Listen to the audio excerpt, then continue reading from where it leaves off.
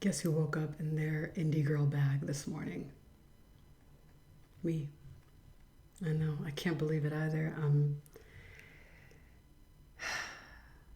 ready to be greatly affected by music. I'm ready to enter a new level of depression from this music. And this is only my assumptions. I've heard a few Phoebe Bridgers songs that I was like, okay, I'm into this.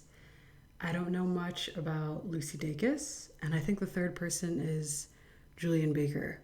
Don't know much about Julian either, so I'm having a better day today, but I was having a very existential, emotional night last night, so I'm ready to listen to music that will actually be a little bit more in tune with that, though I don't know what's in this album at all. It could be a series of upbeat songs, and then I'll just be sitting here getting into the groove. So let me take a sip of my tea. Let's just take a deep breath. Okay, the record, 42 minutes, that's super nice. Give me everything you got. Thank your father before you, his mother. That was unexpected. I like it because it gives us a little taste, I think, of what we're gonna hear in the rest of this album. But it's also just different. I don't think I've heard vocal harmonizing at the start of an album in a really long time, and something that could almost serve as an interlude. Talk to me, talk to me, talk to me, and be a part of it. And the nature of the lyrics, you know, this thinking of family cycles, of being in connection with each other and realizing your own lineage a little bit is interesting. I mean, we don't get much from the title, being that it's called The Record, and I feel like the biggest interpretation I get from the album cover with the hands in the sky and like the light fading over it, I guess makes me think a little bit more of Genealogy. I'm not sure if I would have said that if I hadn't heard that first track. Whoever's got the tattooed hand, that's really sick.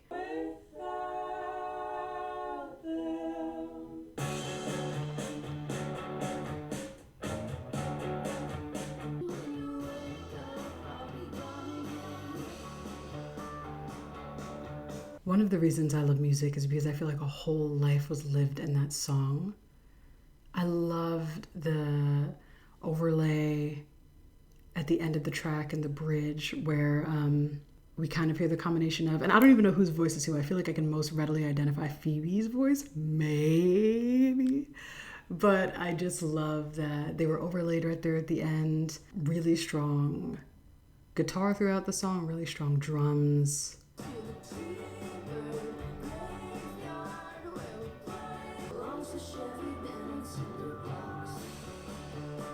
Something about that song felt like running away. And I kind of wanted to run away with it. It definitely brings me back to a lot of adolescent memories. And I think that's also highlighted by the fact that a lot of indie movies use indie music. And so I think about that being the stage for this album.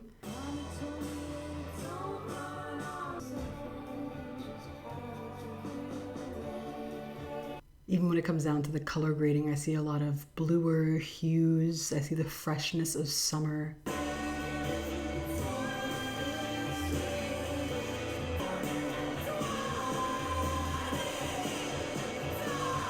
But I like that. I don't think I would have expected that from the first track. I think I expected something a little bit more folk sounding, just because of how the first track went.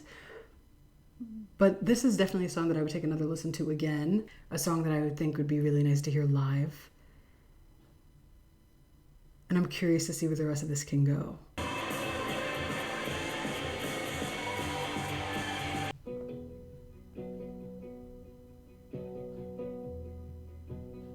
We're coming back from where no one lives, pretty much. It almost caught me, but it didn't. I survived that one from an emotional standpoint.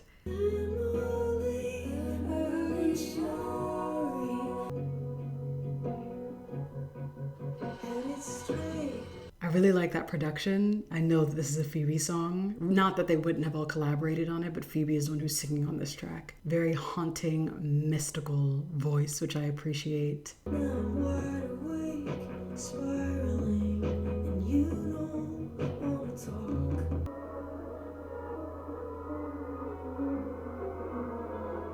like that the track was organized in a way where I couldn't really tell which way it was going at certain points in time. I feel like that kept me very engaged. I guess there are always artists that will be talking about their own identity and not knowing who they are at that point in time. But I do like this as a track as an apology.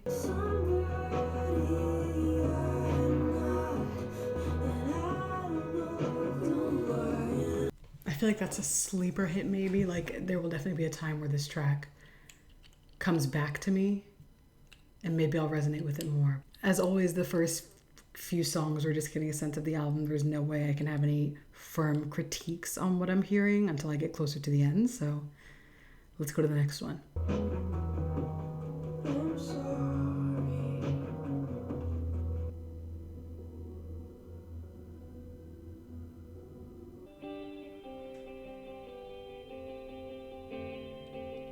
You were born in July 95 in a deadly heat. Storytelling. Wow, I'm like right here with them.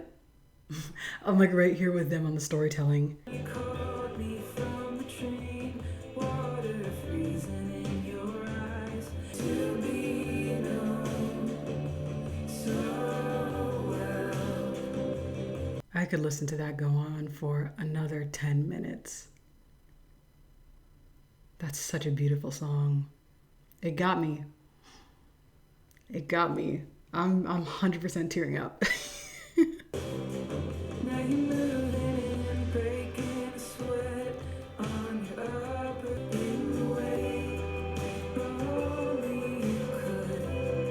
From an indie rock standpoint, when songs sound like that, I love like late 90s, early 2000s. Wow, I realized in all of my reactions that I love the 90s, 2000s, but when I hear that indie rock, I visualize like rain sliding down a window. It's my kind of music. I want to like wrap myself in it and just let all of my emotions go. And these lyrics about being so in love and so seen. I can't hide from you like your love is tried and true blue. I hope nobody's going through a breakup when they listen to this. I'm so sorry. It'll do it. It'll do it to you. Damn.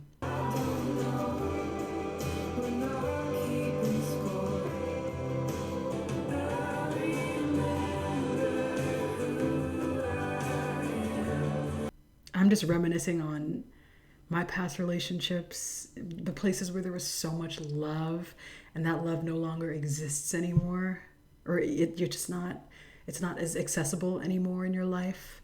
I'm really overcome with emotion, but that's okay because I chose to be here to do this today. I chose to do this today because I knew that I was strong enough to do this today.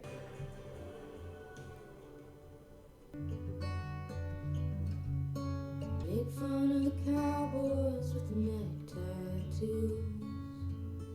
How does anyone go on with their life after this? You were kind enough to be cruel about it. So I take some offense when you say no regrets. Lyrically, it's eviscerating, putting up this facade. I think the stripped down production also helps us feel the weight of those lyrics. And also the past 3 songs, I believe, have been so much more vocally clear than the $20 bill song. I felt like a lot of the vocals were getting lost in the production. I couldn't really identify what the lyrics were as much, which was hard for me. And I was worried about that happening more consistently on this album. Feeling like I'm breaking a sweat about it, knowing that it probably isn't true. I guess it is in part about the lies that we tell ourselves and denial and the things that we'll put away for as long as we possibly can until we have to face them. And it's hard to hear that in a song, especially hearing that after a song that's about true love and consistent love, and feeling seen and known by someone else. The lives you have to live, the things that you have to know to be able to write something that's this deep and emotive and connected. This is also a song that I think is opening me back up into the indie world a little bit, because it's just not something that I would listen to regularly, but I do really appreciate it, and I wonder where it's going to fit into my life and my daily routine. Being with you doesn't feel like drowning, even though you know it isn't true. Black hole opened in the kitchen. I don't know why I am. This song is definitely something that is giving me a little bit of a break, because it's not taking me to the same emotional height as the other ones were, but it has the capacity to. I don't doubt that.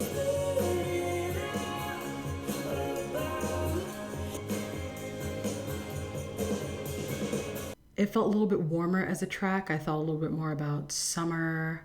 I guess I'm just thinking about summer a lot in general, because I really would like summer to come back. The climate crisis is real. Yeah, not having the strength. Another hard conversation to have with yourself. That's not something that I particularly resonate with, especially in relationship contexts, but I do like the way this entire album is speaking to such emotional highs and lows that are really going to, I think, engage with listeners.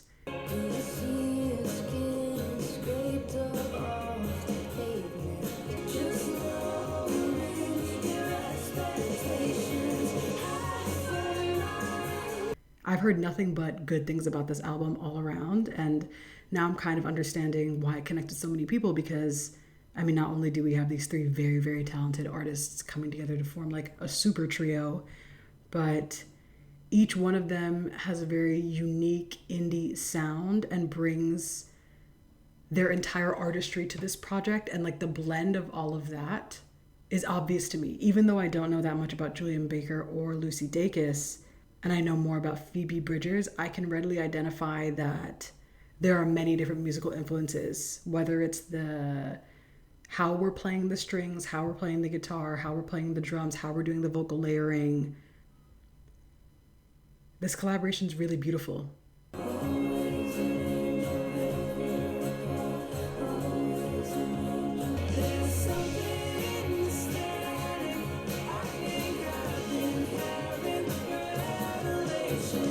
Also, the production itself was a little bit more fast-paced. I felt like I could maybe get up to a light jog and something like this, where the song before I felt like I was standing still, and the song before that I was like swimming in water. So I would say, to be more specific, for True Blue it feels like swimming in water. For Cool About It, it feels like I'm standing still. For Not Strong Enough, it feels like I have a light jog going down the street.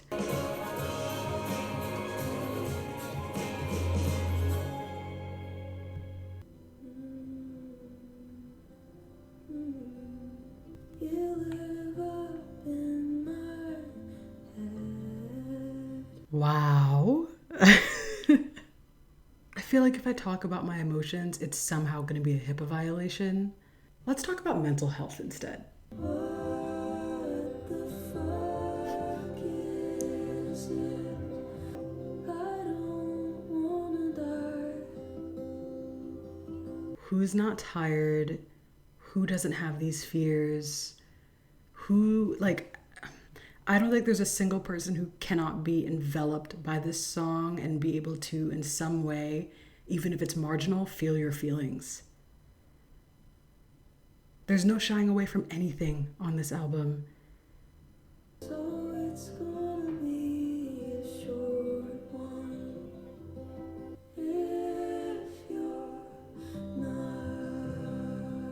enough. The track is so smooth and mysterious. It's almost like it's not even there. Like, you could convince me that I didn't just listen to a song at all, and that I just like received a message from somewhere in our solar system, and like I don't know what I just experienced.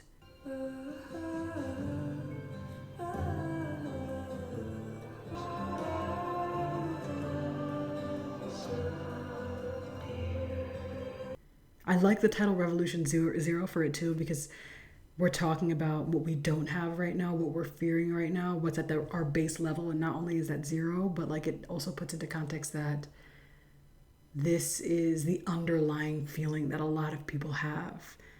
The exhaustion, the anguish. Beautifully done. I almost never want to listen to that ever again. Like, I don't know if I can really stare into the mirror of emotions like that. I guess what I'm trying to say is very soulful in a way that I haven't heard soul before. Because it's not soul music, but the lyrics are so clear and honest and cutting. And now we have a song titled Leonard Cohen. Leonard Cohen, the literal king of bearing your soul. Or one of the kings of bearing your soul. On the on-ramp you said, if you love me, you will listen to this song. You felt like an idiot, adding an hour to the drive. Relax, relax. I've had enough. I've had enough. You can't make me laugh and make me cry. You can't do both. Oh, Lord. I might like you less now that you know me so well. I love that little critique on Leonard Cohen. I love that lyric about everything that has a crack has held light. Come on. There's a crack in everything that's held light. It's in. Maybe we are writing too literally these days. Do we think that we are? I think it's possible.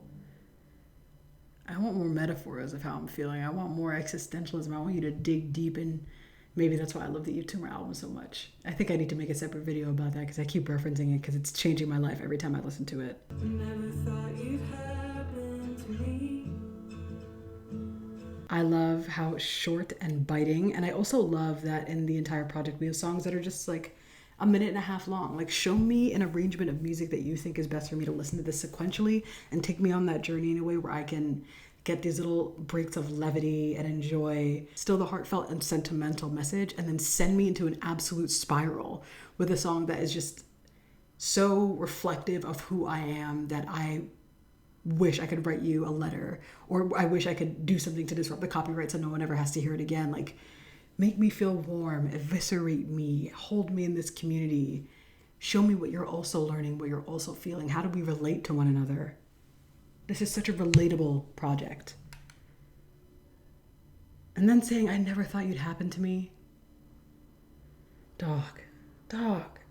On the quest for love. On the quest for love. I feel like there's so many, there's love as an industry, and then there's actually looking for love. And I feel like in both, there's so much searching for it. There's so much agonizing over it. There's so much believing you'll never have it, believing that you're not perfect enough for anyone, all of these things. And they're shining a light on that connection, but also the anxiety before the connection. Everything that surrounds the entire love process is what I'm feeling in this project.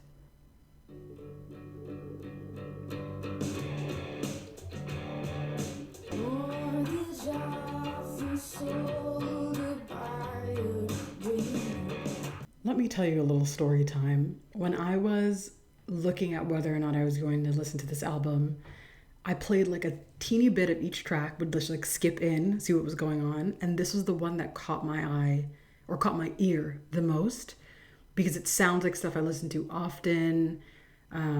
It's a little bit deeper in rock and less in indie, closer to like alt rock. It is very nihilistic, anarchistic, connects with me on so many levels of wanting to riot against something, riot against a system.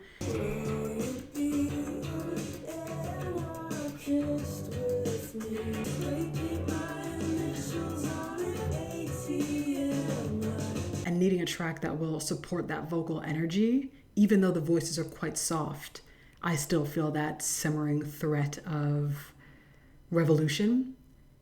And now listening to it, I can't even believe that I was like, oh, this might be the song that I like the most, and or like the song that is the best for me off the album, because it almost doesn't fit.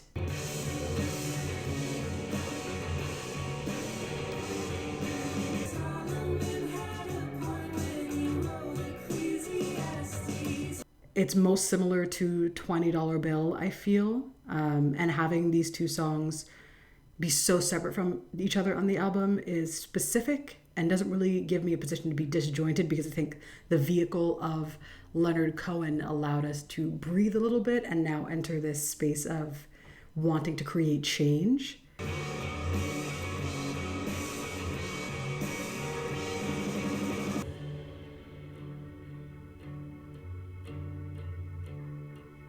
But I can't even believe this is on here. Like, there's so much variety that's going on, and this project is so cohesive. Again, we're still talking about relationships, but we're talking about them even outside of the romantic space of like, will you join this effort with me? Will you be this passionate about something with me? Will you be aligned in my mission to destroy the things that hurt us? I wholly adore and appreciate and love that.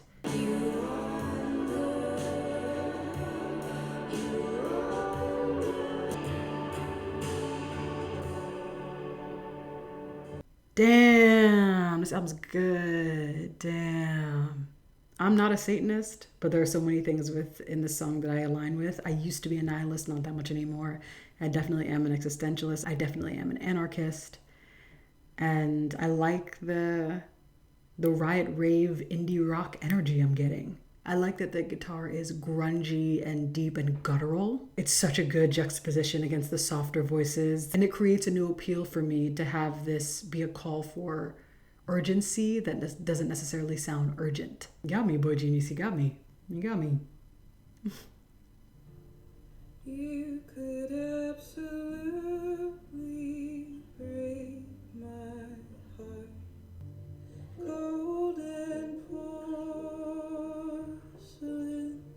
For me, it feels very complete when it comes to the other love songs as well, because as we get closer and closer to the end of the album, I need to feel a sense of finality and wholeness when it comes to how we talk about love. And I feel like we had so many songs that were about what we can't do, what we're unable to do, and now we're in a place of bigger reflection about things that have passed, which I really appreciate about that song.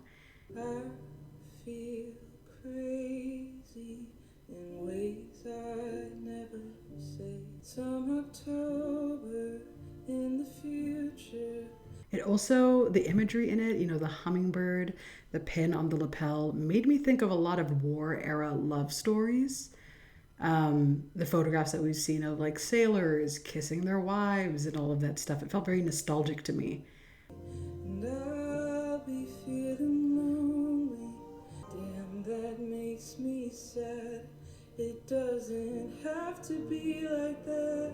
I love a song that talks about being in love as you're not really in love anymore. Like, it's called We're in Love, but I feel like the reality is we're in love. We were in love. The boy with the pink carnation and the baby scorpion.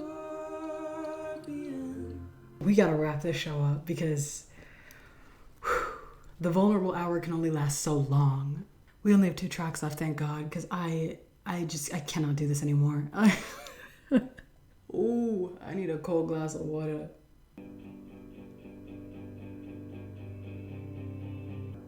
I never listened, I had to see for myself.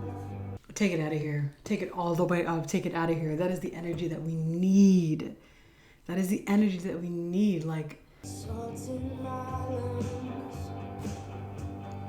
holding my breath, try to be a halfway decent friend.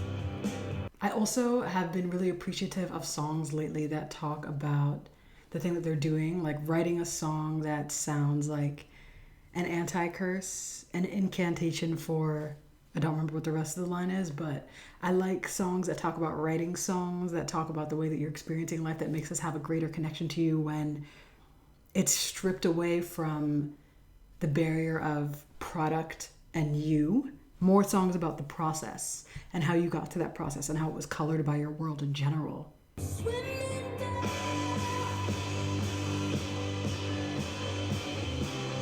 so you don't have to make it right. I love the way that the production escalates in that second chorus. It really just blows your mind, and it brings back the energy to a song that had such a thrumming consistency in the beginning of it. It's almost like we were itching to get that break and we were itching to be released. Writing the words to the worst love song you've ever heard. I mean, unpacking God in the suburbs, like, poets, scholars, friends, Romans, countrymen, like, this is just such a poetic piece of work, such a poetic project in general. I feel like they're really good at towing the line between what you know and what is relatable, and the best vehicle to release those words that make you feel like it is giving a spotlight and words to emotions that you couldn't really illuminate before, but also is speaking about them with a quality that is like the shimmering rim of the sun. Or even a blessing. It's so lyrically beautiful. It's so rhythmic. I still have one song left, and I feel like I'm already finished gathering my thoughts about it, because the entire thing has been a journey of life. Like, I love being able to look into this open wound and have my own open wounds show up as well. Said I think that you're special. You said my music is mellow. I'm so enraptured by what's going on. And Phoebe has this very magical vocal quality that sounds like, I don't even know. You're not special, you're evil. I should have left you right there. Another song that has, I believe I heard some strings in there as well, but another song that I feel like I've gotten a full emotional workout from this album. I'll go up to the top of our building.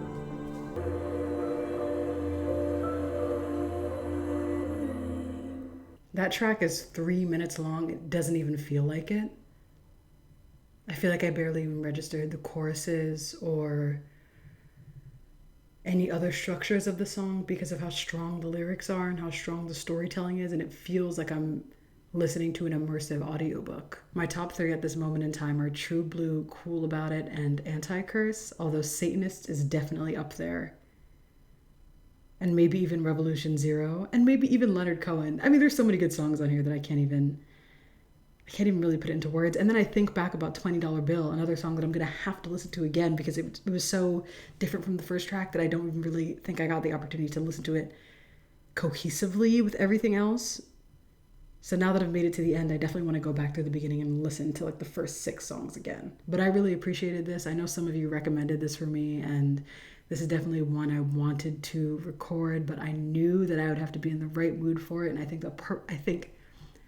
I picked the perfect day for it because I have received so much from this. It's also transformed the way I feel a little bit. I woke up feeling great this morning, but now I'm feeling way more reflective and wanting to dig into this again and see where it fits within my own playlists. Thank you for showing up. If you've made it to this point in this video, I appreciate you so much, and I hope you're having a wonderful day or night wherever you are, and I will see you in the next one.